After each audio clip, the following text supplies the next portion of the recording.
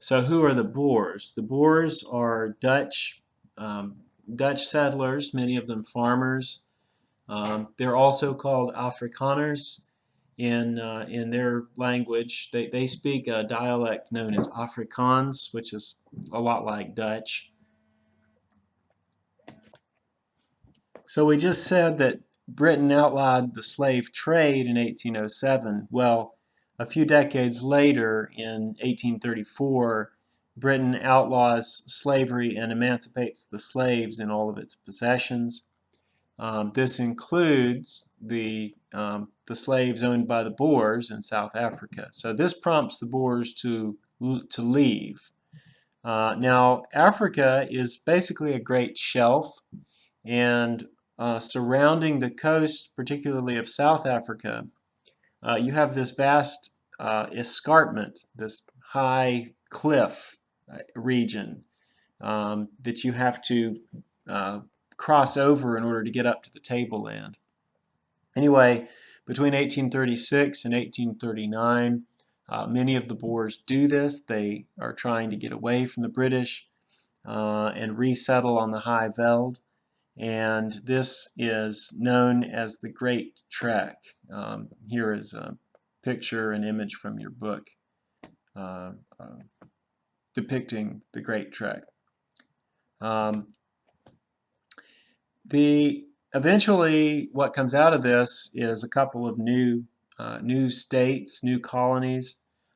Two of them are controlled by the Boers, the Orange Free State and the Transvaal. Natal is a new colony, but it's actually British controlled. It's located over in the east on the Indian Ocean coast.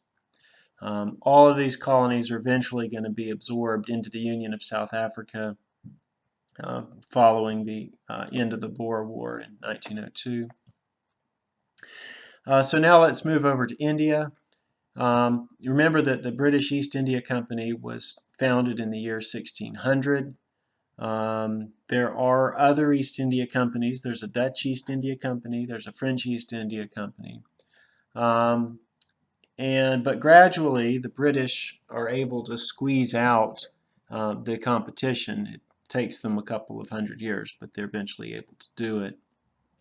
In 1691, the Nawab of Bengal, so the Nawab is just the name for sort of the local ruler, the local leader who answers to the Mughal emperor in India.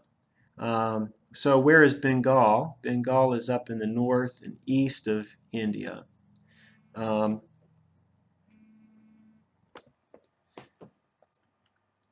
I apologize, I was just interrupted there. Okay, so in 1691, the East India Company is permitted to establish a trading fort known as Fort William in the city of Calcutta, which is in the northeast of India, again on the Ganges River. 1691 is 2 years after the Glorious Revolution in England. So Fort William is named after the king, William III. Now, fast forward to the next century, during the 7 Years' War, and the British are afraid that the French are going to come in. Remember, they're fighting the French in various parts of the world, particularly in North America, as we have already seen during the French and Indian War. But so the British are concerned that the French might come in and attack them in Calcutta, and so they begin fortifying, reinforcing this fort. The Nawab at that time is Siraj ad-Dawla, or Ud-Dawla, and he tells the British stop doing that, and they tell him, no, we're going to do this anyway. So, long story short, is Ud-Dawla besieges the fort, and eventually they take over the fort.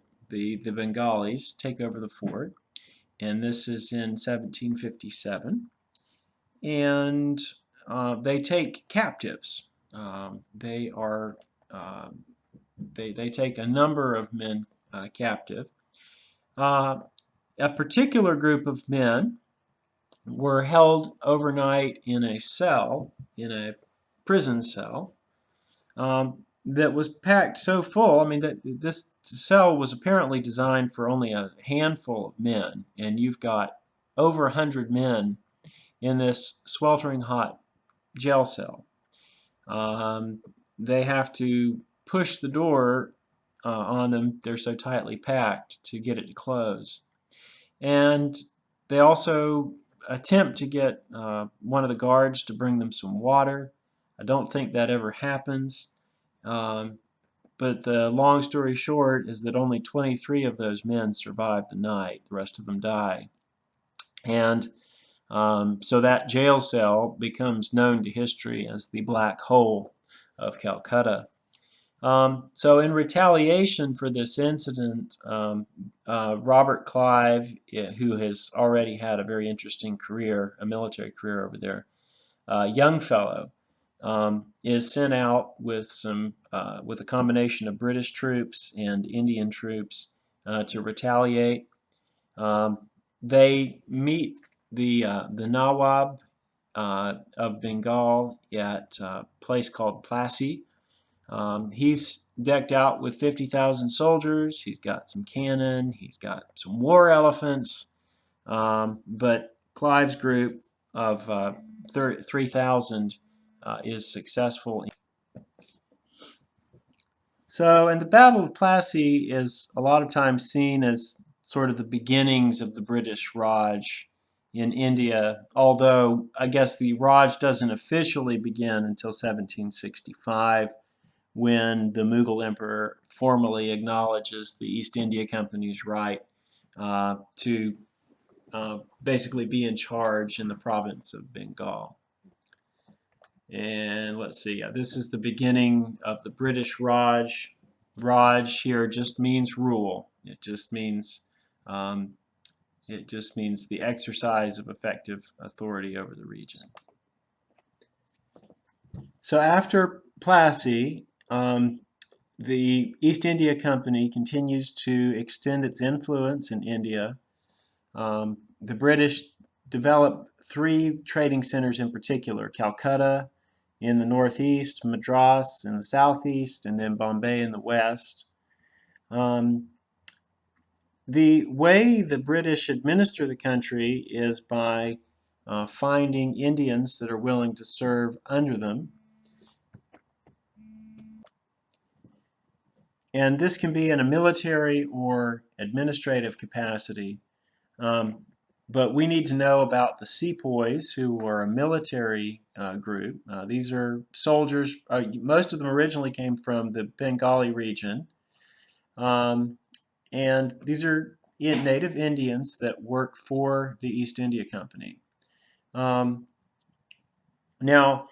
there were a couple of things that happened in the middle of the 19th century, that upset the sepoys. And one is that the East India Company began recruiting members of other ethnic groups, particularly the Sikhs and the Gurkhas.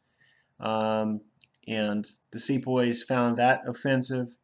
In 1856, there's also this law that allows for the possibility that sepoys can be required to do military duty overseas. The reason that's an issue is because for many Hindus, getting in boats and going over the water is seen as something that makes you unclean. So all of the tension here builds up to what is known as the Sepoy Mutiny in 1857. The thing that the straw that breaks the camel's back is the introduction of the Enfield rifle, which has, in order to use it, you've got these packets paper packets that have the shot and the powder rolled up inside them. But in order to make use of it, you have to bite off the end with your teeth. And I will finish talking about the Sepoy Mutiny in the next